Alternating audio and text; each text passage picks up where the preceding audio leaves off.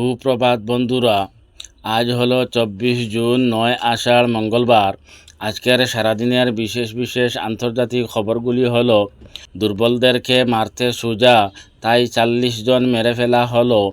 আজকে কয়েক ঘন্টার মধ্যে গাজায় ইসরায়েলি গোলাগুলিতে 40 জন ফিলিস্তিনি নিহত হয়েছে। আল মায়াদিনের সংবাদদাতা জানিয়েছেন যে আজকে মঙ্গলবার ভোর থেকে গাজা উপত্যকায় চলমান ইসরায়েলি বিমান হামলায় 40 জন ফিলিস্তিনি নিহত হয়েছেন।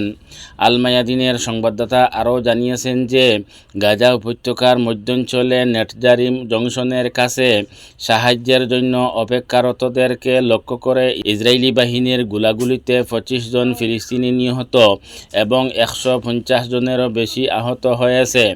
কারণ নরম মাটি কাটিতে সহজ।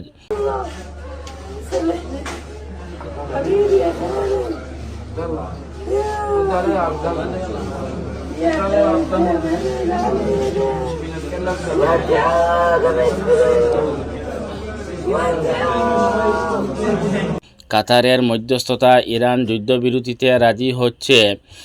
ইরানের এক এজেন্ট কর্মকর্তা বার্তা সংস্থা রয়টার্সকে জানিয়েছেন, কাতারের মধ্যস্থতায় যুক্তরাষ্ট্রের প্রস্তাবিত যুদ্ধবিরতিতে রাজি হচ্ছেন তারা। কাতারের প্রধানমন্ত্রী মোহাম্মদ বিন আব্দুর রহমান আল তানি ইরানি কর্মকর্তাদের সঙ্গে কথা বলেন।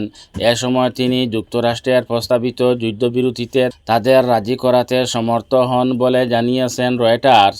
ইরানের কর্মকর্তা জানিয়েছেন, সোমবার 23 জুন কাতারে অবস্থিত যুক্তরাষ্ট্রের বিমানঘাঁটিতে ইরানের হামলার পর কাতারের প্রধানমন্ত্রী ইরানি কর্মকর্তাদের ফোন করেন। ওই কর্মকর্তা আরও জানিয়েছেন, যুক্তরাষ্ট্রের প্রেসিডেন্ট ডোনাল্ড ট্রাম্প কাতারের প্রধানমন্ত্রীকে জানান ইসরায়েল যুদ্ধবিরতিতে রাজি হয়েছে। তিনি এই সময় ইরানকে যুদ্ধবিরতিতে রাজি করাতে কাতারের প্রধানমন্ত্রীর সহায়তা চান। ইরান বলছে, ইসরায়েল ও আমেরিকার কথার উপর 100% বিশ্বাস করতে পারছি না, কারণ তারা যুদ্ধবিরতির কথা বলে হামলা চালায়। ইসরায়েল ও যুক্তরাষ্ট্র যা বলবে সবগুলো প্রতারণাও হতে পারে। আমরা গাজা যুদ্ধবিরতি দেখেছি এবং লেবানন যুদ্ধবিরতি দেখতেছি। ইসরায়েল এরকম করতে পারবে, আমরা পারবো না, কারণ আমরা কথায় পাক্কা। কিন্তু আমি বলতে চাই, এবার ইসরায়েল ইরানের সাথে যুদ্ধবিরতি লঙ্ঘন করবে না, কারণ এই দেশ গাজা এবং লেবানন নয়, এই দেশ হলো ইরান। তাই যুদ্ধবিরতি লঙ্ঘন করতে চাইবে না নেতানিয়াহু। কিন্তু যদি কোনো দিন ইরান দুর্বল হতে দেখে আমেরিকা এবং ইসরায়েল, তখন ইরানের উপর হামলা হতেও পারে। নিজেদের আকাশসীমা খুলে দিল কাতার। ইরানের হামলার কারণে স্বল্প সময়ের জন্য আকাশসীমা বন্ধের পর আবার তা খুলে দিয়েছে কাতার।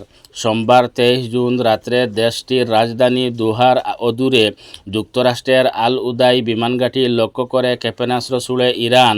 ওই সময় নিরাপত্তার জন্য আকাশসীমা বন্ধ করে দেয় দেশটি। যুদ্ধ আর বাড়ানোর ইচ্ছা নেই ইরানের। ইসরায়েল আক্রমণ বন্ধ করলে আমাদের জবাব দেওয়ার কোনো ইচ্ছা নেই, বললেন ইরানের পররাষ্ট্রমন্ত্রী আব্বাস আরাকচি। ইরানের পররাষ্ট্রমন্ত্রী আব্বাস আরাকচি ইসরায়েলকে আক্রমণ বন্ধ করার জন্য ভোর 8টা পর্যন্ত সময়সীমা দেন। ইরানের রাজধানী তেহরানে স্থানীয় সময় ভোর 8টার দিকে বিস্ফোরণ শব্দ বন্ধ হয়ে যায় এবং লড়াইয়ের কোনো শব্দ শোনা যায়নি বলে জানিয়েছেন তেহরানের বাসিন্দারা। ইরানের যন্ত্রণাদায়ক ক্ষেপণাস্ত্র হামলা সত্ত্বেও গাজায় গণহত্যা থেকে ইসরায়েল এক পা পিছু হটেনি। কিন্তু গভীর রাতে যখন ইরানি ক্ষেপণাস্ত্র ইসরায়েলের উপর বর্ষিত হচ্ছিল, তখন গাজার ফিলিস্তিনিদের হৃদয় আনন্দে ভরে উঠত। ফিলিস্তিনিরা বলছেন, তখন আমাদের ক্ষুধার যন্ত্রণা মিটে যেত এবং প্রতিদিনের গণহত্যা সত্ত্বেও ইরানের মিসাইল দেখে তারা খুশি মানাতো। ইরান গাজার মানুষের পাশে দাঁড়িয়েছে, তাই তো ইরানের মিসাইল দেখে ফিলিস্তিনিরা খুশি হয়েছে।